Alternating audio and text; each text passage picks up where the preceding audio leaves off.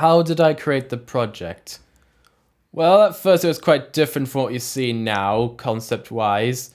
Like, basically, only one of them had one bug-themed gimmick, right?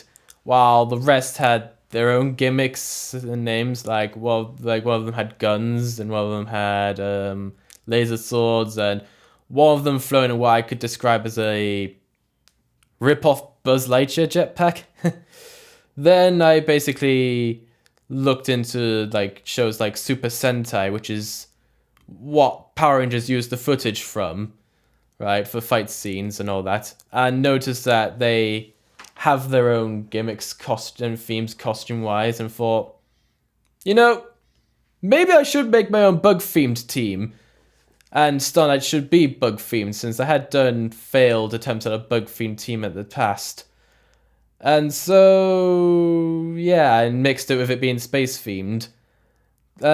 So when I looked into bugs with wings, right, I kept blue as dragonfly, but the rest I've changed, like, red is an ant, and, there was originally going to be an orange Star Knight, but then I changed it to yellow and gone for a hornet.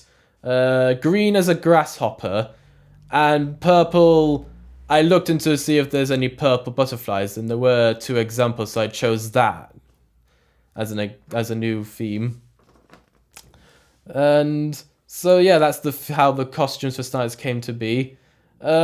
Before doing the comic properly, I did some character redesigns.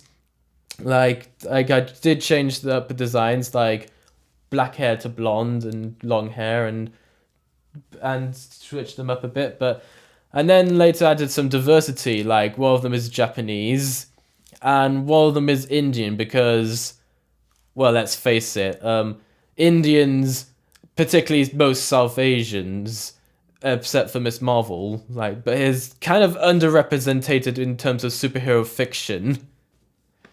Believe it or not, during the production of the comic, I did tweak some details about, like, I did originally intend this to be set in a Miami-like town, like in American films, right? Palm trees and all that, until I was suggested maybe you should write from like your own personal experience in life. So I changed it to like a British fictional town called like Brookford, and how it's set within Britain.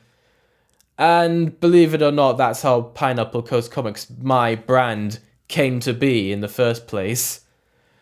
Another example I did is like I did originally intend the helmets to have visors on them, but then I thought, nah, I'll have it as bug-eyed, and then that was when I was starting to draw the costumes digitally, like in the computer.